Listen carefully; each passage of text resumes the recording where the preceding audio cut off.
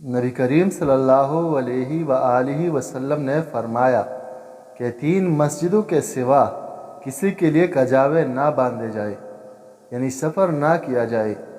ایک مسجد الحرام، دوسری رسول اللہ صلی اللہ علیہ وآلہ وسلم کی مسجد نبوی، اور تیسری مسجد الاقصی یعنی بیت المقدس۔ رسول اللہ صلی اللہ علیہ وآلہ وسلم نے فرمایا کہ میری اس مسجد میں نماز مسجد الحرام کے سوا تمام مساجد میں نماز سے 1000 درجہ زیادہ افضل ہے۔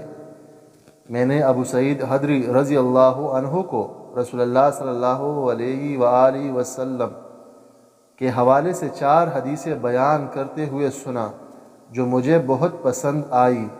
آپ صلی اللہ علیہ وآلہ وسلم نے فرمایا کہ عورت اپنے شوہر یا کسی ذی رحم محرم کے بغیر 2 دن کا بھی سفر نہ کرے، اور دوسری یہ کہ عید الفطر اور عید الاضحیٰ دونوں دن روزے نہ رکھے جائے۔